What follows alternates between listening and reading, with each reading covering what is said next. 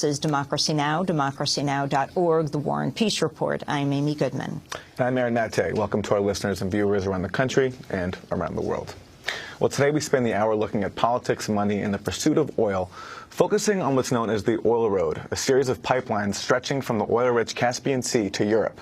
Key nations along the route include Azerbaijan, Georgia, and Turkey.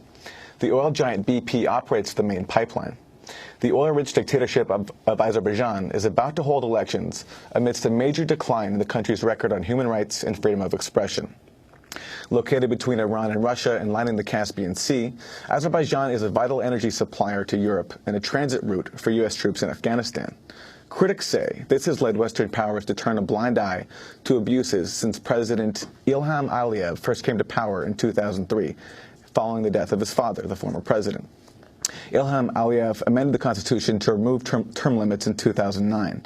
On Wednesday, he's set to win his third term in office amidst opposition claims of fraud and intimidation. A spokesperson for his re-election campaign predicted an easy victory.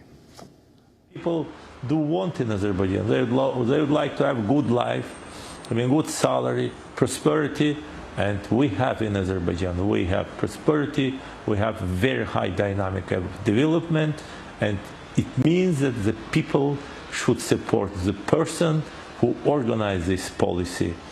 In the past year and a half, Human Rights Watch has documented Azerbaijan's arrest of more than 140 high-ranking members of opposition political parties, government critics, and journalists. Its government has also taken a tough line on dissent in the oil drilling area of Baku. And it's this area that begins the book by one of our guests today, called The Oil Road, Journeys from the Caspian Sea to the City of London. In it, co-author James Marriott cites a business think tank that describes how in Azerbaijan, quote, oil projects sidestep many potential administrative pitfalls and delays. Environmental and labor laws, for example, can prove elastic. The book goes on to examine oil companies and their collusion with governments along the oil road from the Caspian to Europe and its impact on the people, ecology, and politics of the regions it passes through. Well, James Marriott joins us now in our studio here in New York, a member of the London-based Arts, Human Rights, and Environmental Justice Organization Platform, as well as Anna Galkina, who also joins us. Both James and Anna will be speaking tomorrow as part of a panel here in New York called Carbon Democracies, Politics, Money, and the Pursuit of Oil. Also with us is Timothy Mitchell, who will be part of that program, author of the book Carbon Democracy, Political Power in the Age of Oil. His previous books include Colonizing Egypt and Rule of Experts. Professor Mitchell teaches, he is a political theorist, historian, professor, and chair of Columbia University's Department of Middle Eastern, South Asian, and African Studies. We welcome you all to Democracy Now! James Marriott, let's begin with you. Take us to Azerbaijan, a country most people in the United States hardly know about, let alone where it is. Why it is so significant in terms of global oil pipeline politics? It's very significant because, on the one hand, it holds a significant chunk of the world's oil market, about 1%, which doesn't sound very much, but it does swing the price in many ways. And on the other hand, it's a state on the western side of the Caspian Sea that plays the dominant position for the West's or Western oil companies and Western governments' intervention into the Caspian region. It's the most secure, as it were, bridgehead for the West in the Caspian region. Place it exactly for us there. It's almost middle way between the top and the bottom of the Caspian Sea on the western coast of the Caspian. Its offshore area stretches over to the Turkmen offshore area, and its western edge runs onto Georgia, and the northern edge is Russia, and southern edge is Iran. Now, the route is very treacherous. It goes through mountainous regions. It cuts through aquifers. Can you explain why it goes all the way up to Turkey instead of, say, closer to Iran or even to China? That's a very, very interesting question. Of course, there was a huge debate about which way oil would be exported from the Azeri fields after the collapse of the Soviet Union. It was in the interests of Western states, particularly the US, to try and run that oil out of the Russian sphere of influence and Russian sphere of control.